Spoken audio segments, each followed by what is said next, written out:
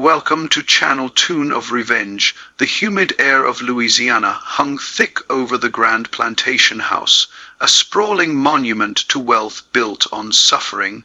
Inside its ornate walls, crystal chandeliers caught the flickering candle light, casting dancing shadows across imported French wallpaper and polished mahogany furniture. The year was 1852, and the Beaumont estate stood as a testament to the brutal economics of cotton, sugar, and human bondage. In the kitchen house behind the main residence, separated by a carefully maintained distance that marked the boundary between comfort and servitude, a young woman named Celia moved through her evening duties with practiced efficiency. Her hands, scarred from years of labor, worked steadily as she prepared the final course of the evening meal. The master was entertaining guests tonight, wealthy planters from neighboring estates, men whose laughter carried across the grounds like the caw of crows over a battlefield. Celia had learned long ago to make herself invisible during these gatherings, to move like smoke through rooms, present but unnoticed.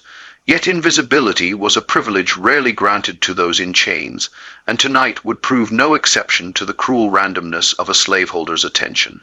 If you're watching from anywhere in the world, hit that like button and subscribe to hear more untold stories from history. Drop a comment below telling us where you're watching from. These stories deserve to be heard everywhere. Celia's husband, Samuel, worked in the fields, his body bent under the relentless sun from dawn until the last light faded from the sky. They had been married in the way enslaved people married, without legal recognition, without ceremony in any church that would acknowledge their humanity, but with bonds as real as any. Forged in freedom, on Sunday evenings, their only moments together, they would sit in the small cabin they shared with 3 other families, their voices low as they spoke of small hopes and careful dreams.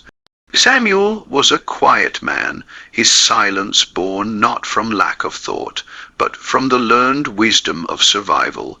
He had seen men broken for speaking their minds, had witnessed the casual violence that could erupt from a single wrong word or glance. The Beaumont plantation operated with the mechanical efficiency of a factory, its human components expected to function without rest, without complaint, without the basic dignity afforded to the horses in the stable.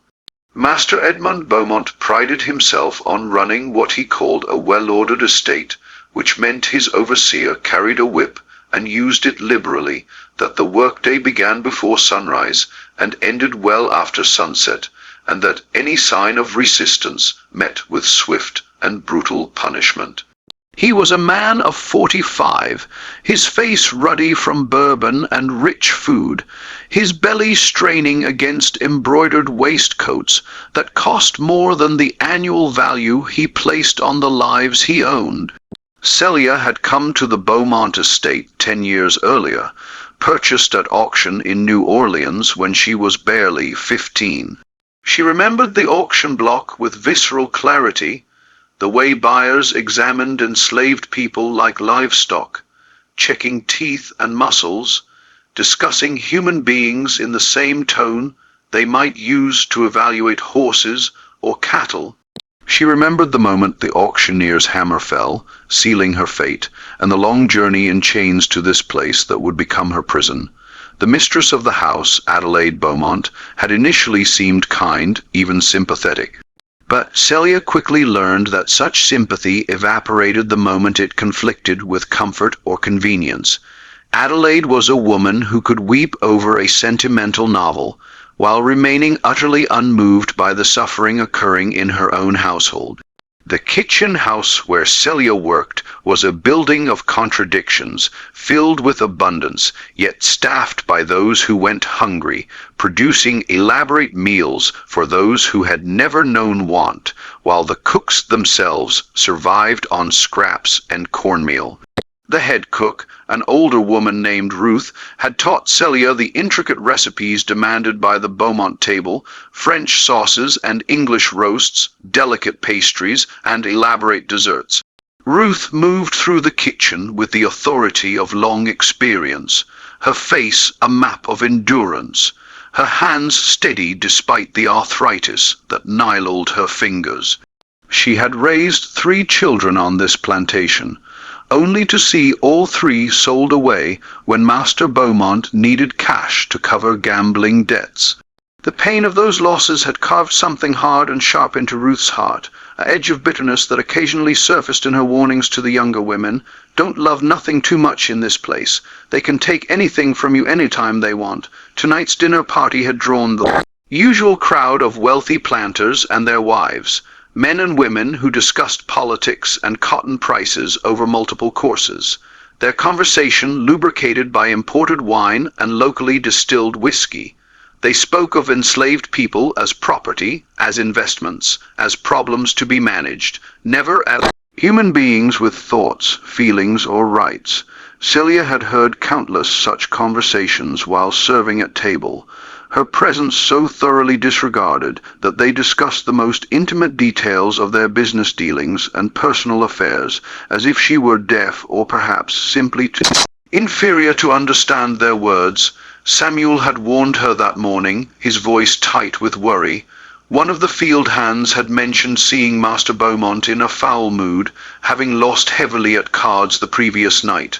Be careful today, Samuel had whispered before dawn, separated them for another long day of labor. Stay out of his way. Celia had nodded, understanding the unspoken implications. A slaveholder's bad mood could cascade through a plantation like a storm, leaving damage in its wake. She had learned to read the signs, the set of Master Beaumont's jaw, the sharpness in his voice, the way his hand would rest on the pistol he sometimes carried. These were the weather patterns of her world, and survival meant predicting the coming tempests. The dining room gleamed with silver and crystal as Celia entered with the soup course, moving with the smooth grace that came from years of practice. The guests barely glanced at her. She was simply part of the machinery of their evening, no more worthy of notice than the clock on the mantel or the paintings on the walls. Master Beaumont sat at the head of the table, his face already flushed with wine, his laugh too loud and slightly forced. Beside him sat James Whitfield, a planter from the neighboring parish known for his cruelty, even by the standards of other slaveholders. Whitfield's plantation had a reputation as a place enslaved people feared being sold to, a destination spoken of in whispers as a kind of living death. The problem, Whitfield was saying as Celia placed bowls before each guest, is that they're getting ideas above their station. These abolitionists up north are filling their heads with nonsense about freedom and rights. His words dripped with contempt. His world, you so fixed that he could see no contradiction in denying the humanity of those he held in bondage while simultaneously fearing their consciousness of that very humanity.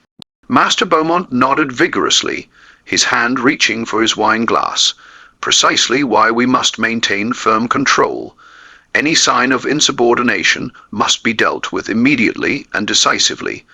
They must understand their place. The conversation continued in this vein, each man trying to outdo the other in proclamations of dominance, as if their violent assertions could somehow paper over the fundamental instability of their position. They lived in constant fear of rebellion, of fire in the night, of the uprising they knew their cruelty made inevitable. Celia returned to the kitchen, her hands trembling slightly as she helped Ruth prepare the next course. The older woman noticed immediately. Steady now, Ruth murmured, don't let them see fear. That's when they strike. It was advice born from decades of survival, the accumulated wisdom of those forced to navigate a system designed to break them. Ruth had learned to read danger in the smallest signs, to sense shifts in the household atmosphere that might signal coming trouble. The main course was roasted duck with orange sauce, potatoes roasted in rendered fat, vegetables glazed with butter and herbs. Celia carried the heavy platter through the breezeway connecting the kitchen to the main house, the evening air offering brief respite from the heat of the cooking fires. Inside, the dining room had grown louder, the guests' voices rising with alcohol consumption. Laughter echoed off the high ceilings, the sound hollow and brittle to Celia's ears. She was placing the platter on the sideboard when it happened. Master Beaumont, reaching for something on the table, knocked his wine glass with his elbow.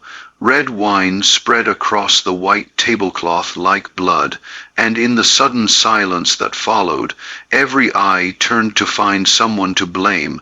The logic of their system demanded a scapegoat, someone to bear punishment for any imperfection in their carefully constructed world of luxury and leisure. You, Master Beaumont's voice cracked like a whip across the room. You careless, stupid girl, look what you've made me do. The accusation was absurd. Celia had been across the room, nowhere near his glass, but logic held no power in this place. What mattered was not truth, but the maintenance of hierarchy, the constant reinforcement of who held power and who did not.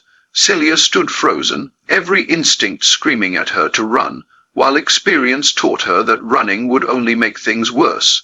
Master, she began, but he cut her off with a gesture, rising from his chair with the unsteady movement of a drunk man, certain of his righteousness. Silence, I will not tolerate excuses. He moved toward her with frightening speed, his hand rising. The other guests watched with varying expressions, some uncomfortable, others interested, a few openly approving. This was entertainment to them, a demonstration of power, a reminder of the order they all depended upon for their wealth and status. The slap echoed through the dining room like a gunshot, the impact of Master Beaumont's hand against Celia's face, sending her stumbling backward.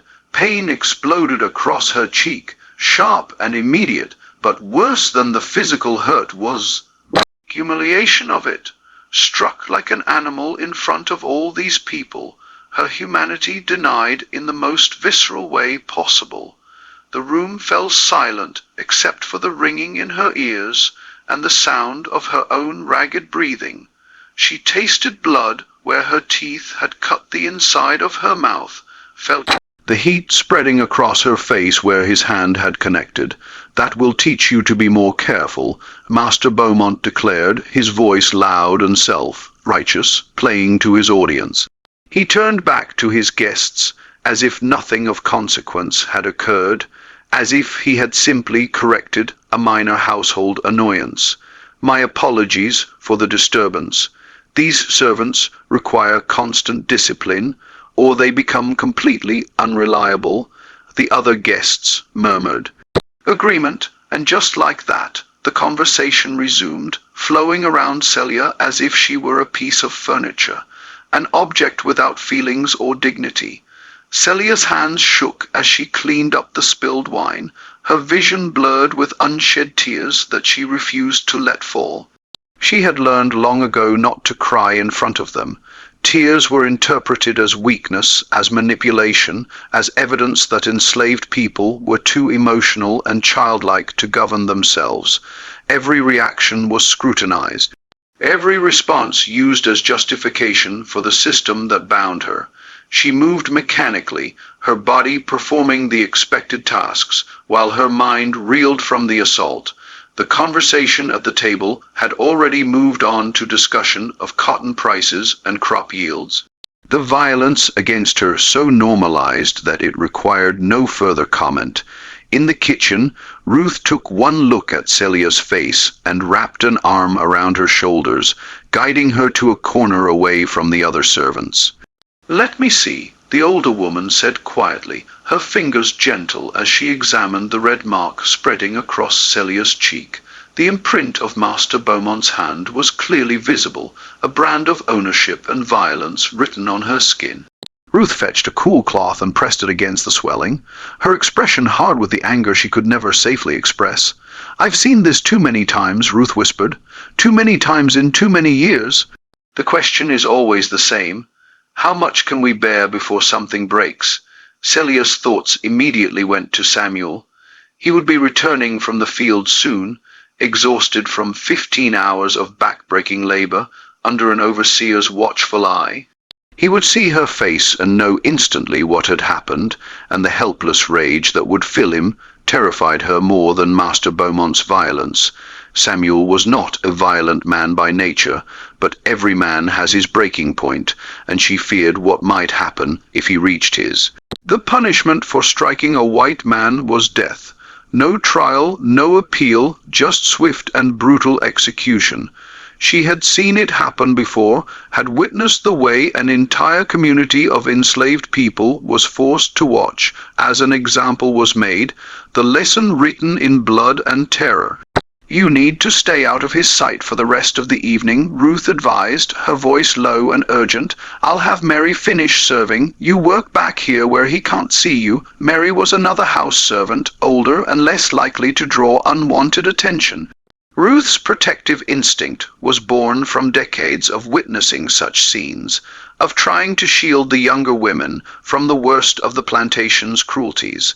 But they both knew that being out of sight offered only temporary reprieve, not real safety. A slaveholder's anger could persist for days, finding new targets and new justifications. The rest of the dinner service passed in a blur for Celia. She worked in the kitchen, washing dishes and preparing dessert, her hands moving through familiar motions while her mind churned with dark thoughts. The laughter from the dining room continued, punctuated occasionally by the sharp crack of glasses being toasted, the sound making her flinch each time. She thought about her mother, sold away when Celia was 12, and wondered if she was still alive somewhere, still surviving in whatever new hell she had been transported to.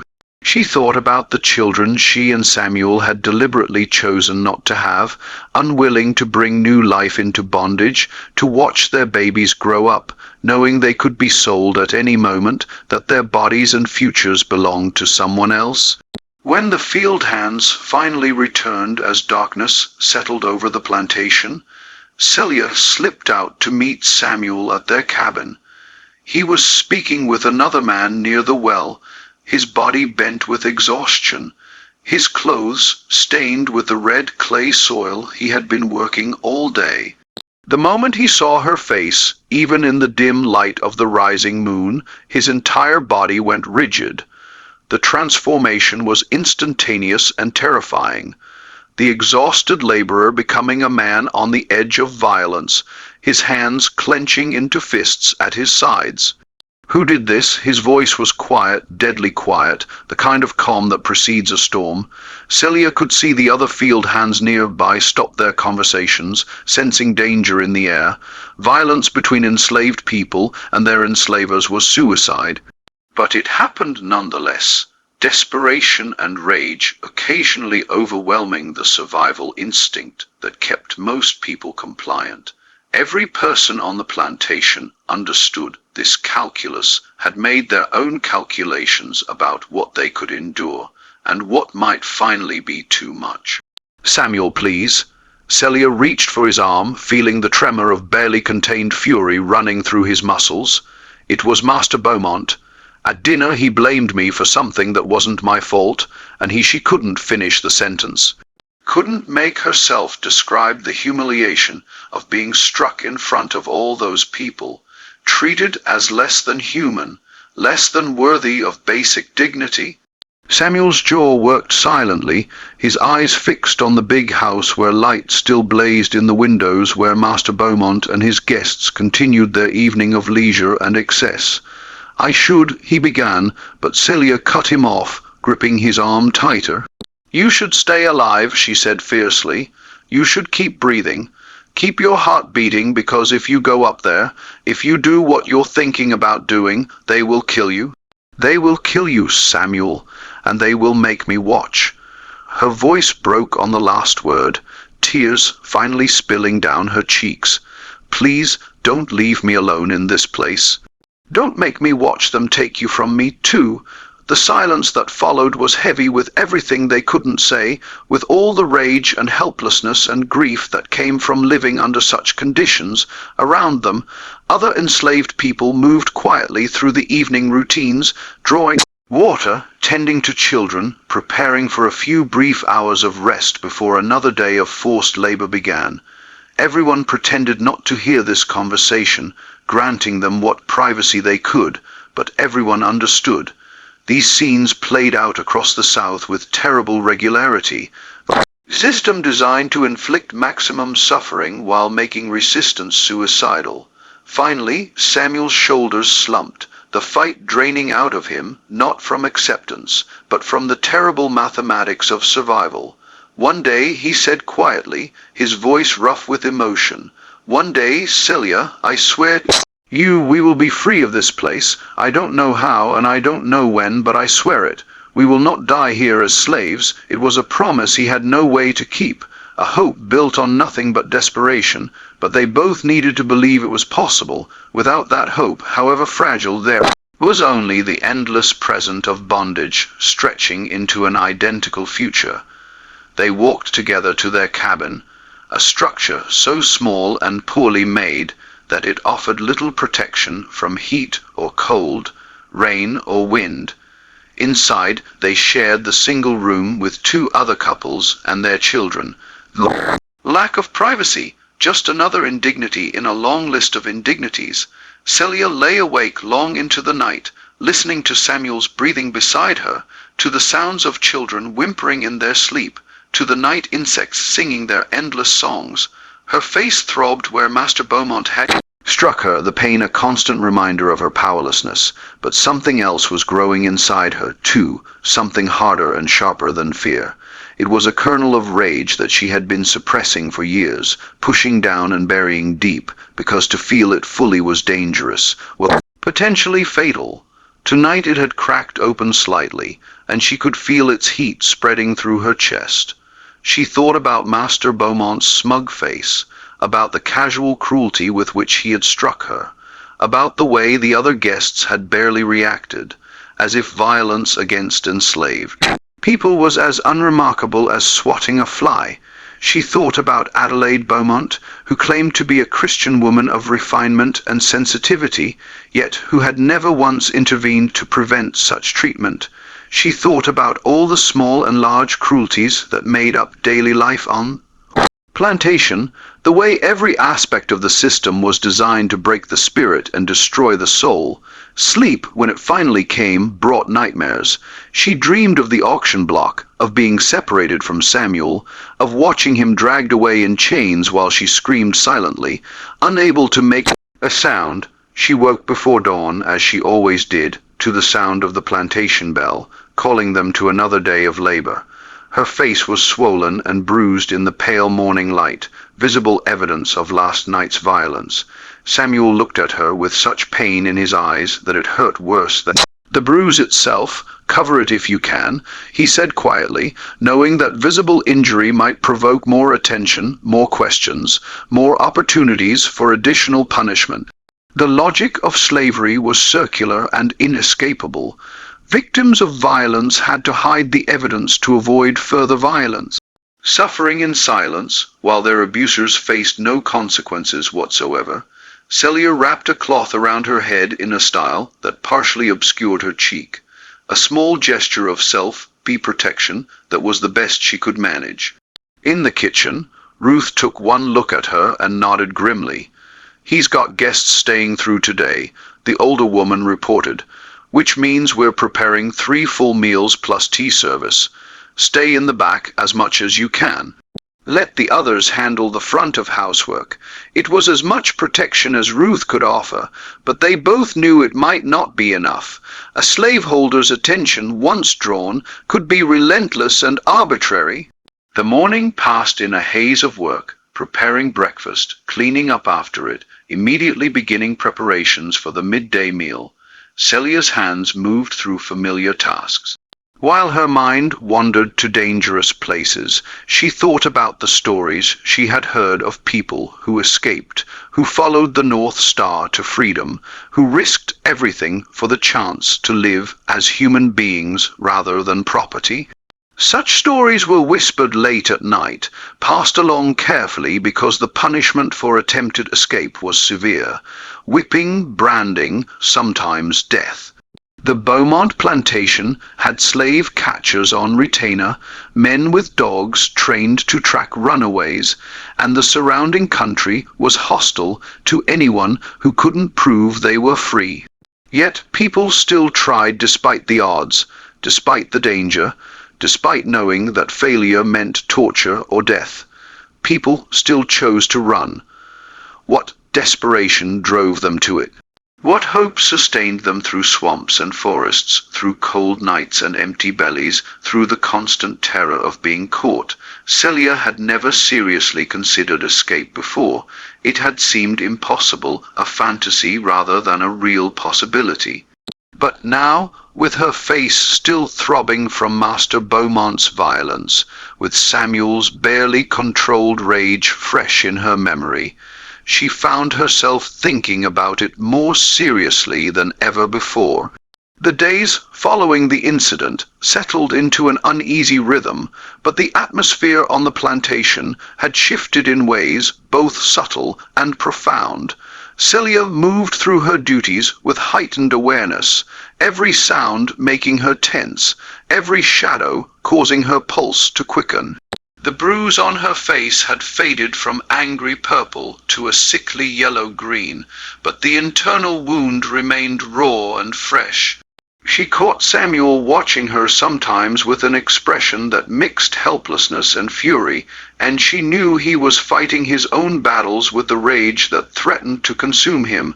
Around them, other enslaved people offered quiet support.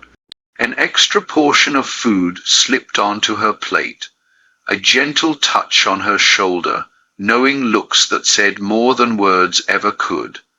They were a community bound by shared suffering, and they understood that what happened to one of them was a warning to all. Master Beaumont had returned to his usual routine as if nothing had occurred, because for him nothing of consequence had. The striking of a slave was as unremarkable as the weather, as ordinary as his morning coffee.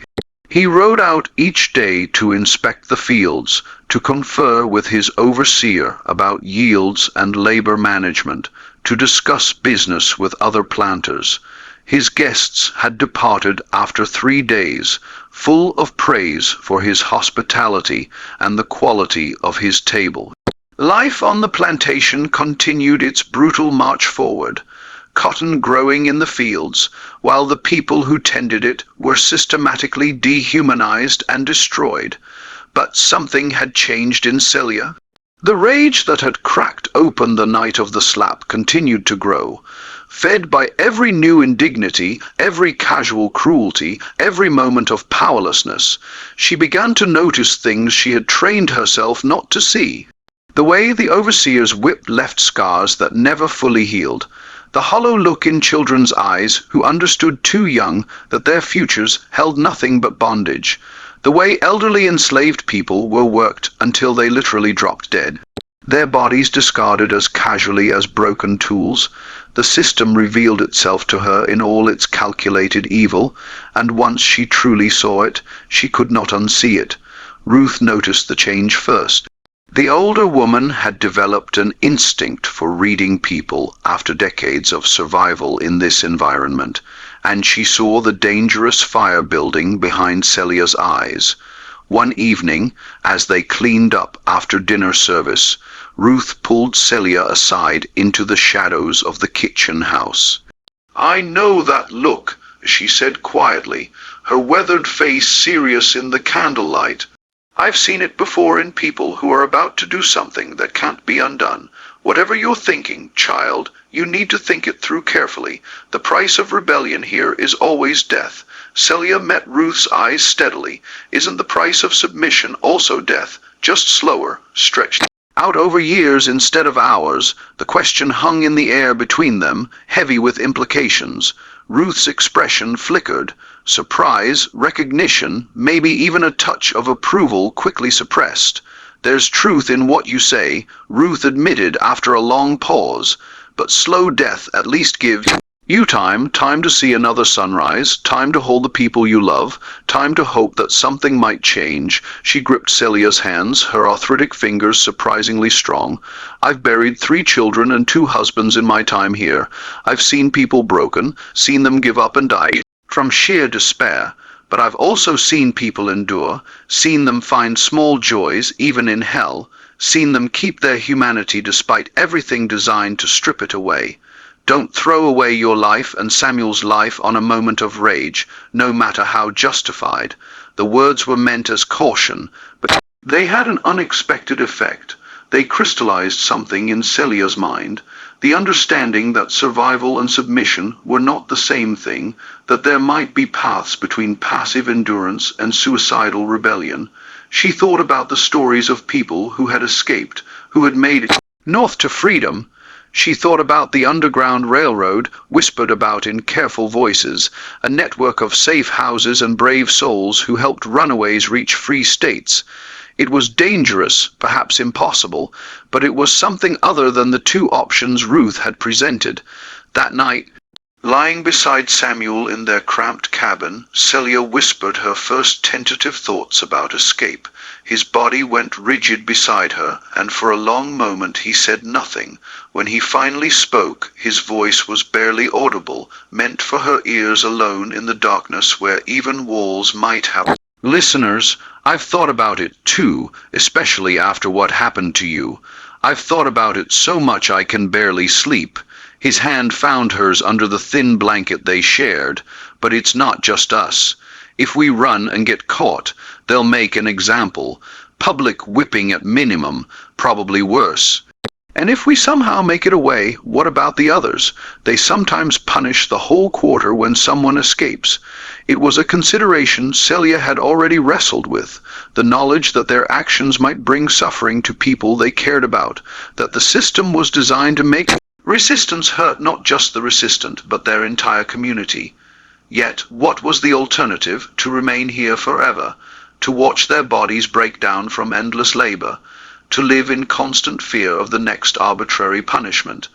If you're invested in this story and want to hear more untold histories, hit that subscribe button and ring the notification bell.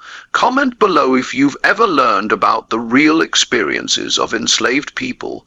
These stories need to be remembered and shared. What if we could plan it carefully? Celia whispered. What if we waited for the right moment, prepared properly, and made contact with people who could help? Even as she said it, she recognized how naive it sounded. How many things would have to go right for such a plan to succeed? But wasn't the mere fact of their continued survival against all odds also improbable?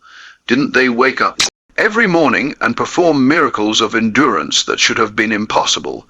Samuel was quiet for a long time, and Celia could almost hear the thoughts racing through his mind, could feel the war between hope and fear playing out in his tense muscles. "There's a man," he finally said, his voice so low she had to strain to hear it. "In the quarters, one of the newer hands' name's Isaiah. He got sold here 6 months ago from a plantation further north. Word is, he tried to run once before, got caught, but he learned things. Routes, names, places where people help. The information hung between them, dangerous as dynamite, precious as gold. Can we trust him?" Celia asked, her practical nature asserting itself, even as hope flared in her chest. Trust was complicated in a place where people were sometimes forced to betray each other, where overseers used informants, where desperation could make people do terrible things to protect themselves or their families. "I don't know," Samuel admitted, "but what choice do we have? Either we find a way out or we die here. Those are the only options, Celia. I've been telling myself for years that we could endure, that we could find ways to survive with some dignity. But after what happened to you, after seeing his handprint on your face," his voice broke slightly. I realized I was lying to myself. There is no dignity here. There's only different degrees of degradation, and I'm not willing to spend the rest of my life being degraded, watching you be degraded, knowing that any children we might have would be born into the same hell. Decision began to take shape that night, whispered in darkness, built on desperation and fragile hope. They would approach Isaiah carefully, would feel him out without revealing too much too soon. They would begin to prepare, saving small amounts of food, learning what they could about surrounding country, paying attention to patterns and routines that might be exploited. It would take time, perhaps months, but they would work toward the moment when they might risk everything for freedom. The weeks that followed were a study and careful performance. Celia and Samuel went about their daily tasks with apparent submission, giving no outward sign of the plans forming in their minds. Samuel made contact with Isaiah, tentative conversations that began with small talk and gradually moved toward more dangerous territory. Isaiah was a tall, lean man in his late 20s, his back marked with whip scars that told the story of previous resistance. He had a way of looking at people that suggested he was constantly assessing, calculating, measuring trustworthiness. When Samuel finally broached the subject of escape, Tyre studied him for a long moment before nodding slowly. "I wondered when you'd ask," Isaiah said quietly. They were standing near the well at dusk, a time when conversations could be hidden in the general movement of people fetching water and preparing for evening. "Saw something change in your woman after that night." "Saw something change in you, too." He glanced around, making sure no one was within earshot. "Running ain't easy. Most people who try it don't make it. But staying here and dying slow ain't much of an alternative either." Isaiah's knowledge proved extensive, accumulated through his own failed attempt and through careful attention to stories passed among enslaved people across plantations. He knew about the swamps to the north, treacherous but offering cover. He knew about the river routes that could carry them away from the most intensive search areas. He knew about a white woman in a town 2 days' walk from here, a Quaker, who was rumored to help runaways despite the legal consequences. Most importantly, he knew about timing.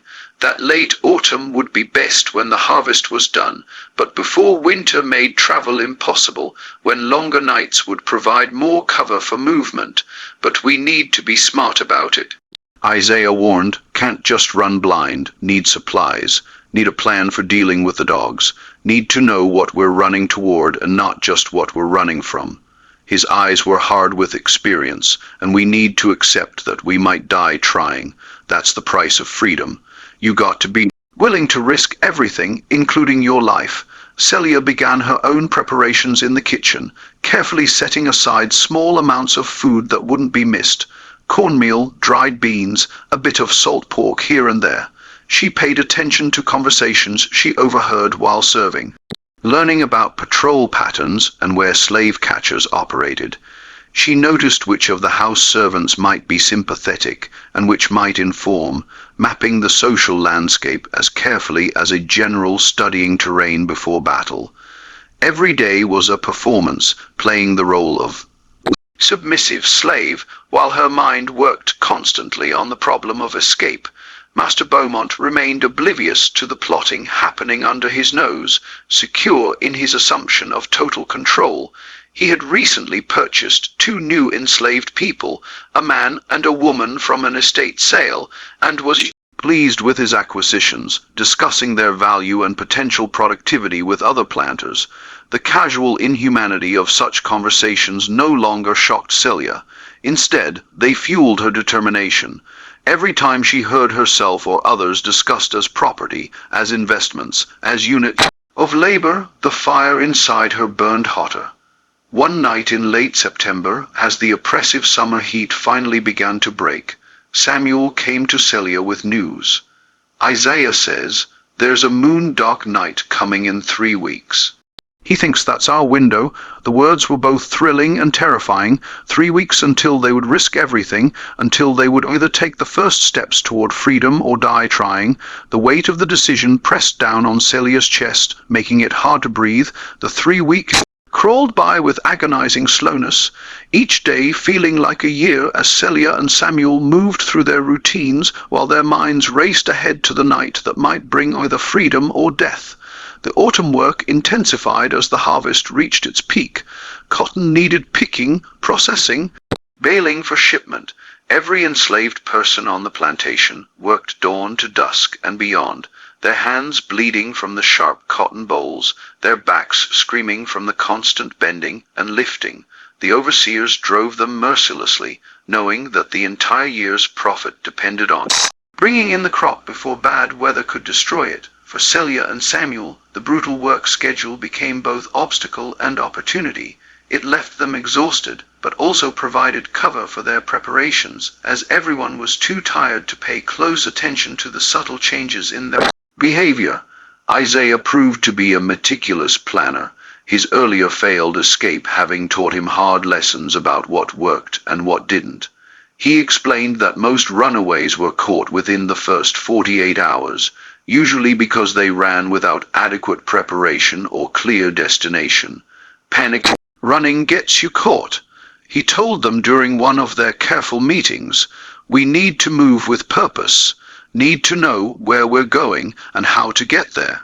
And we need to be ready to keep going even when every part of us wants to stop." He had stolen a rough map from the plantation office during a moment when he'd been sent to deliver a message, a crude sketch of the surrounding parishes and rivers that he'd memorized and then destroyed. From memory, he drew it again in the dirt, showing them the route he proposed, north through the swamps, then west to avoid the main roads, then north again toward the town where the Quaker woman lived. The plan required them to carry enough food for at least 5 days of travel, longer if they got lost or had to hide. They would need clothing suitable for movement through brush and water, shoes that could withstand miles of walking, something to carry water.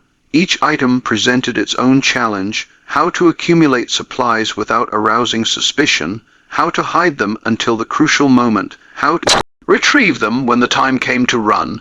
Celia used her position in the kitchen to slowly build up a cache of dried food, wrapping small portions in cloth and hiding them in a loose board beneath the cabin floor. Samuel traded small favors to other field hands for a second shirt, an extra pair of worn shoes, a water gourd that someone had stopped using. They also had to prepare themselves mentally for what they were about to attempt. The penalty for running was severe, and they had both witnessed punishments designed to break not just the body, but the spirit. 3 years earlier, a young man named Jacob had tried to escape, making it almost 20 m before being caught by slave catchers with their dogs. Master Beaumont had him publicly whipped, 50 lashes that left his back a mass of torn flesh, and then sold him south to a Mississippi plantation known for working people to death in cotton fields. The memory of Jacob's screams still haunted Celia's dreams, and she knew they would haunt her forever if they were caught. But she also knew that she couldn't continue living as she had been, that something inside her had broken irreparably the night Master Beaumont struck her. Ruth sensed what was coming, though Celia never explicitly told her. The old woman's eyes held a mixture of fear and understanding when she looked at Celia now, and one evening she pulled her aside in the kitchen. "When you go, and I know you're going, don't try to deny it. You take this." She pressed something small and hard into Celia's palm. It was a knife, just a small paring knife from the kitchen, but sharp and potentially life-saving, for cutting rope if you get tangled up, for protection if you need it, for she didn't finish the sentence, but they both understood, for ending their own lives, if capture seemed certain, if the alternative was torture and a fate worse than death. "I should have run when I was younger," Ruth said quietly, tears shining in her weathered eyes. "Should have taken my chances while I still had strength. Now I'm too old, broken, but you still have a chance. Take it. Live free, even if it's only for a few days. That's more than most of us ever get." The embrace they shared felt like goodbye, and indeed, Celia understood it might be. If they succeeded in escaping, she would never see Ruth again, never know what happened to this woman who had been like a mother to her. If they failed, she might never see anyone again. The weight of these partings pressed on her heart, adding to the already crushing burden of fear and determination she carried.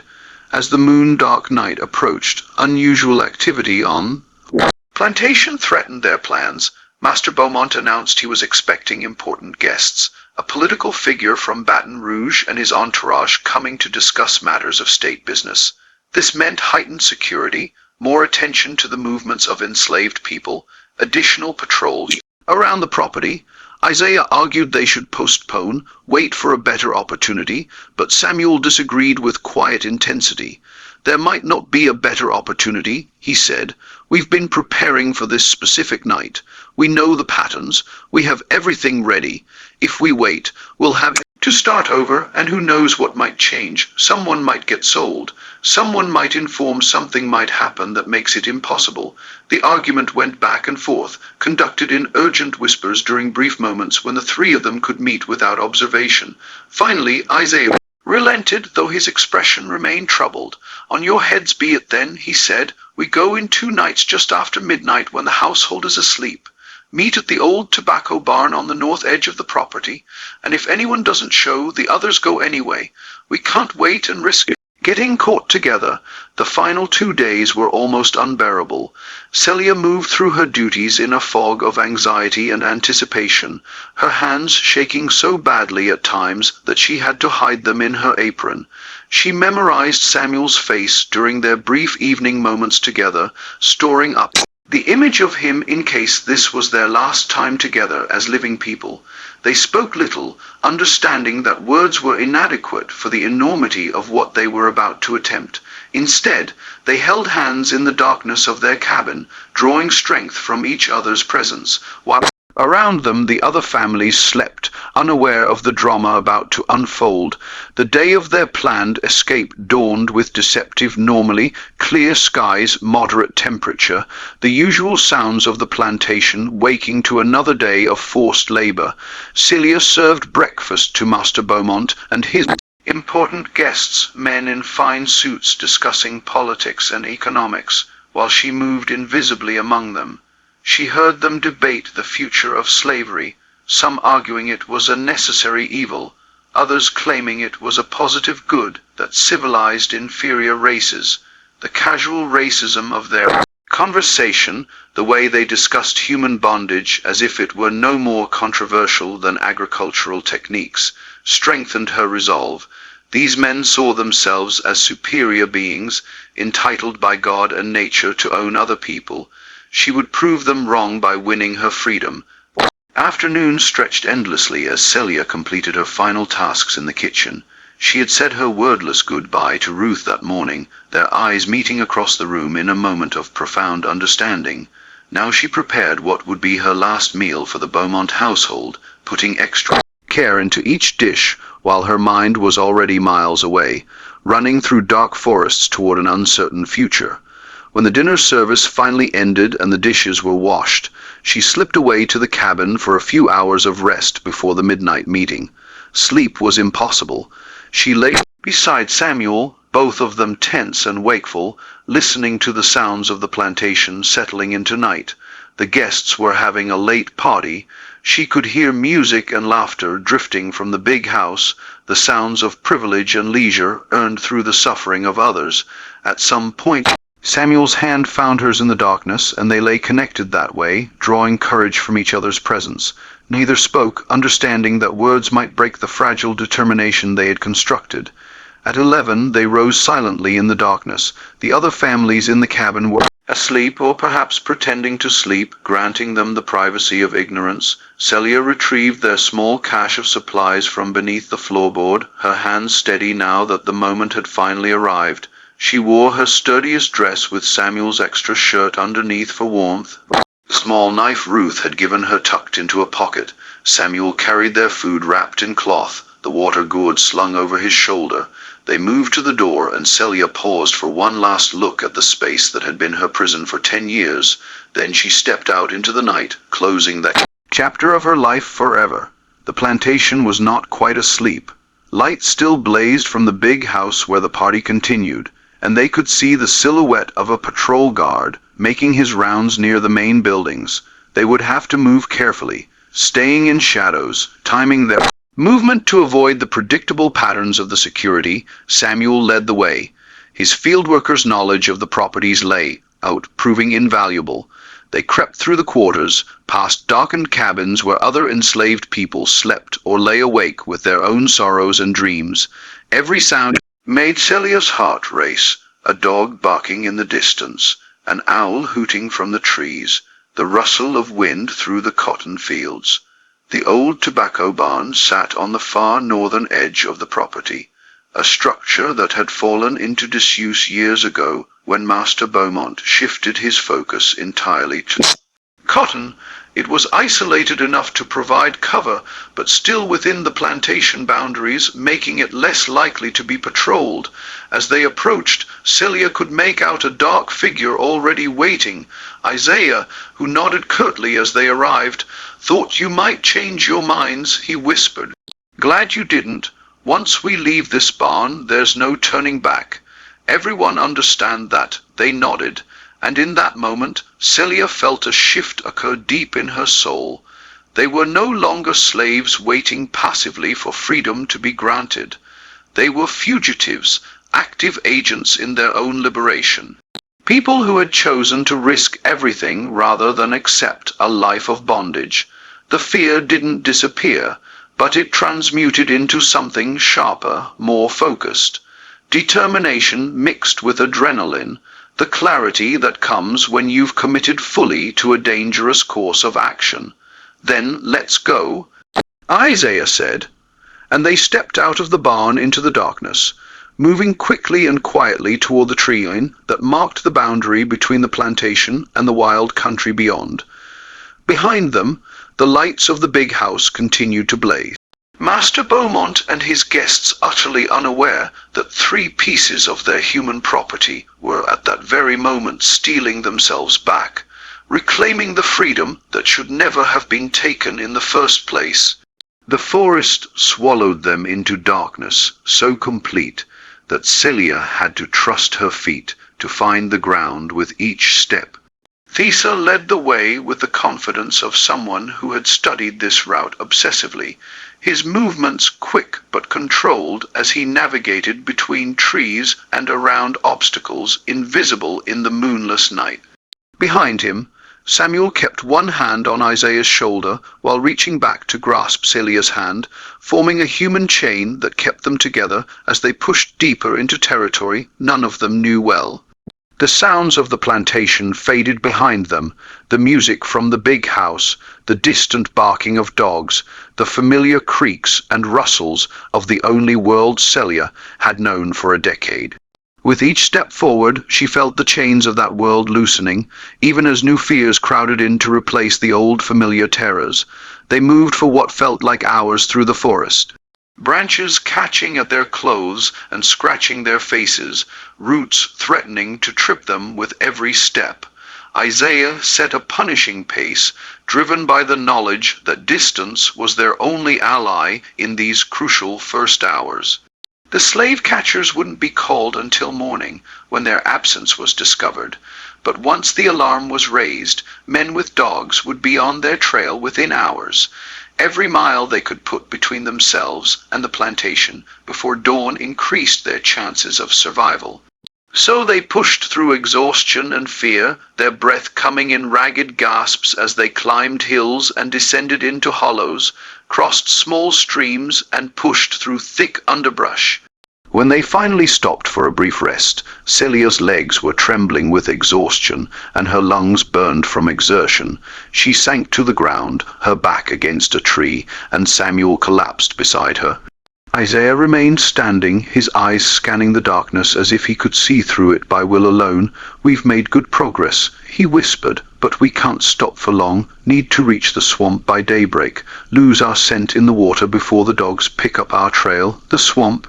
Celia had heard stories about the swamps to the north, treacherous places where a person could disappear forever, where alligators and snakes waited in dark water, where the very ground itself might give way beneath your feet and swallow you whole. But those same dangers that made the swamps frightening also made them excellent hiding places for runaways. The dogs couldn't track through water, and most slave catchers were reluctant to pursue fugitives deep into the swamp's maze of channels and islands. If they could navigate through it to the other side, they might buy themselves crucial time. They shared small amounts of water and a bit of cornmeal, their first meal as free people, though they were too anxious to truly appreciate it. Celia found herself thinking about Ruth, about whether the old woman was awake now, whether she knew they were gone.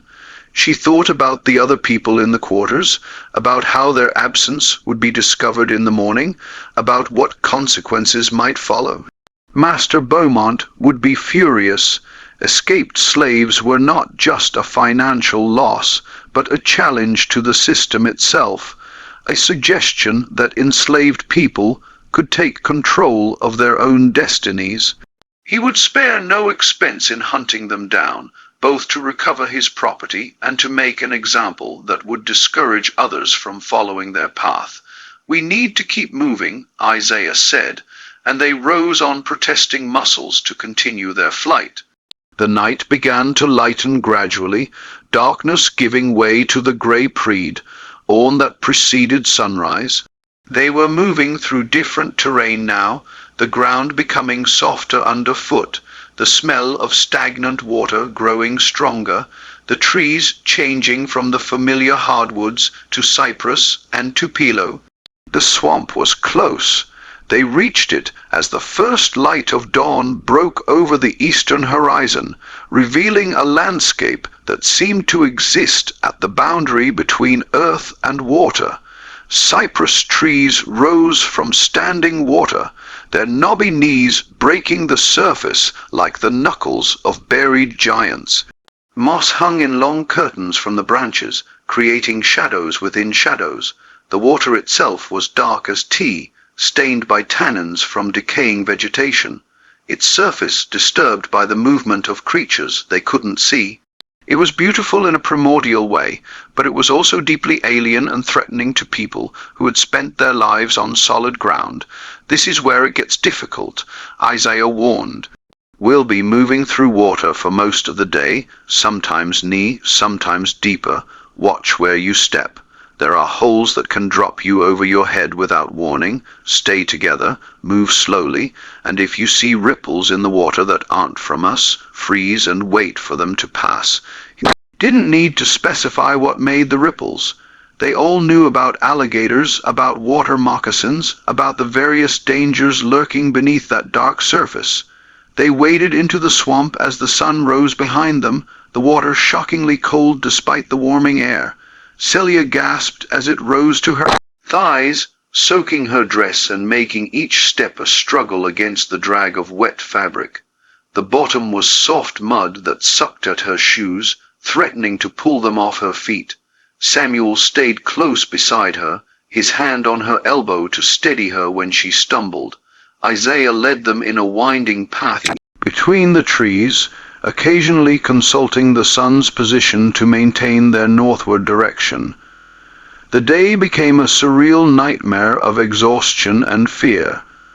They slogged through water that ranged from ankle deep to chest deep, navigating around fallen logs and through curtains of moss. Their progress agonizingly slow. Insects swarmed around their heads, mosquitoes and biting flies that drew blood and left welts. Strange sounds echoed through the swamp, the bellow of alligators, the splash of turtles sliding off logs, bird calls that seemed to mock their suffering. Time lost meaning in this otherworldly place where the sun barely penetrated the tree canopy, where every direction looked the same, where exhaustion and disorientation threatened to overwhelm their determination. At midday they reached a small island, just a hummock of solid ground barely 10 ft across, and collapsed on it gratefully. They ate more of their meager supplies and drank from the water gourd, trying not to think about how quickly their provisions were dwindling. Celia's feet were raw inside her waterlogged shoes, and she could feel blisters forming that would make the next leg of their journey even more painful, but she said nothing, understanding that complaint served no purpose, that they all suffered equally. How much further through the swamp? Samuel asked, his voice from exertion and dehydration. Isaiah's expression was grim. Should reach the other side by nightfall if we keep moving. But that's when the real danger starts. We'll be back on solid ground where the slave catchers can operate. We'll need to move fast through settled country, avoiding towns and main roads, traveling only at night. He looked at both of them seriously. We're maybe a quarter of the way to where we need to go. This was just the beginning. The weight of those words settled over them like a shroud. A quarter of the way. They had already pushed themselves beyond what they thought possible, had already endured more in one day than most people endured in a lifetime, and they were only a quarter of the way to freedom.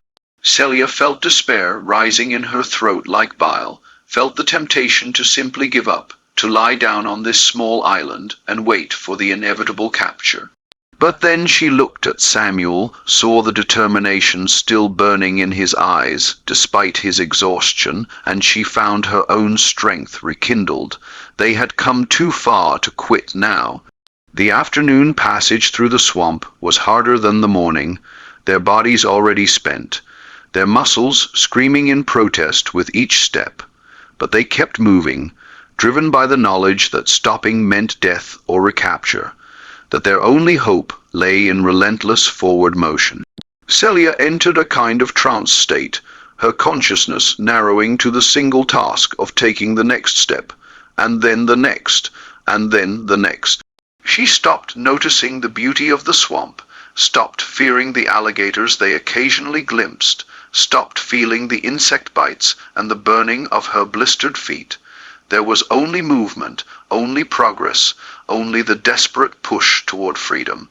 As twilight fell, the character of the swamp began to change. The standing water grew shallower, the ground firmer beneath their feet. Trees became more varied again, and they could see open sky between the branches. They were reaching the northern edge, emerging back into a world of solid ground and human habitation. Isaiah's pace quickened as full darkness settled over the land, his urgency communicating itself to the others without words. They climbed out of the final channels of swamp water and stood for a moment on dry land, their clothes soaked and filthy, their bodies pushed beyond exhaustion, but alive and still free. We rest for 1 hour, Isaiah said. Eat, drink, tend your feet if you can. Then we move through the night. There's farmland ahead, some small settlements. We need to pass through without being seen, and we need to cover at least 10 more miles before dawn. It seemed impossible, but they had already accomplished several impossible things. What was one more? They found shelter in an abandoned shed, probably once used for storing farm equipment, but now empty and forgotten. Inside, they collapsed on the dirt floor, every muscle trembling with exhaustion. Celia examined her feet in the dim light, filtering through cracks in the walls, and found them worse than she'd feared. Blisters on both heels and several toes, some already burst and weeping. She tore strips from the hem of her already ruined dress, and wrapped her feet as best she could, knowing that the next miles would be agony, but that there was no choice but to endure it. Samuel's condition was little better. His hands were cut and scratched from pushing through brush, and one of his knees had swollen after a fall earlier in the day. But his eyes still held that fierce determination, that refusal to surrender that had brought them this far. When their eyes met in the darkness, no words were necessary. They were in this together, would see it through together, would either reach freedom or die trying. The hour passed too quickly, and then they were moving again through darkness, skirting fields where cotton still stood ready for harvest, avoiding the scattered homesteads where dogs might raise an alarm, pushing north, always north, toward the promise of freedom that seemed to recede with every step, even as they drew closer to it. The stars wheeled overhead, indifferent to human suffering, marking the passage of hours that felt like years. Near dawn of their second day of flight, they reached a crossroads where Isaiah said they would find help if the information he'd been given was accurate. A small Quaker meeting house stood there, plainly built but well, maintained with a barn beside it. "The woman who tends this place is said to help runaways," Isaiah whispered, "but approaching is a risk. If we're wrong about her, if she's been caught and is being watched, we walk straight into a trap." They had no choice but to take the risk. Their supplies were nearly gone, their bodies at the edge of complete breakdown, and they needed shelter to rest before they could continue. Isaiah approached the house alone, while Celia and Samuel hid in the trees, watching with hearts pounding as he knocked on the door. Long moments passed with no response, and Celia felt hope dying in her chest. Then the door opened, revealing a woman in simple dress, her grey hair pulled back in a modest bun. Words were exchanged too quietly to hear at this distance. Then the woman looked toward the trees where Celia and Samuel hid and gestured for them to come forward. They emerged from hiding on trembling legs, ready to run at the first sign of danger. But as they drew closer, the woman's face showed no hostility, only a deep sadness mixed with determination. "Come inside quickly," she said in a soft voice. "You're safe here, but only for a short time. They're already searching for you. Word travels fast. We'll need to move you tonight to the next station." Inside the simple house, they found warmth, clean water, food more substantial than they'd eaten in days. The woman, she told them to call her friend Margaret, tended to their wounds with gentle efficiency while explaining the next leg of their journey. They were on the Underground Railroad now, that network of brave souls who risked everything to help people escape bondage. There were safe houses stretching north all the way to free states, conductors who would guide them from one station to the next, a whole invisible infrastructure of resistance to the system of slavery. For the first time since fleeing the plantation, Celia allowed herself to believe they might actually make it. The journey was far from over. They still had hundreds of miles to travel, countless dangers to face. No guarantee they wouldn't be caught and dragged back to face Master Beaumont's vengeance, but they had made it this far. They had survived the swamp, covered nearly 50 miles, and found help. They were no longer property. They were free people fighting for the right to remain free, and that made all the difference. As she fell into an exhausted sleep on a real bed for the first time in her life, Celia's last thought was of Ruth. Of all the people still trapped on the Beaumont plantation, still suffering under the weight of bondage, she couldn't save them, not yet, but she could live free. She could testify to the world that enslaved people were human beings with agency and courage, capable of taking extraordinary risks for the most basic of human rights. Her freedom, if she could hold on to it, would be a form of resistance, a living argument against the system that claimed people like her were meant to be slaves. And perhaps someday, when she was truly safe, she could help others make this same desperate journey from bondage to freedom. If this story moved you, please hit that like button and subscribe to this channel.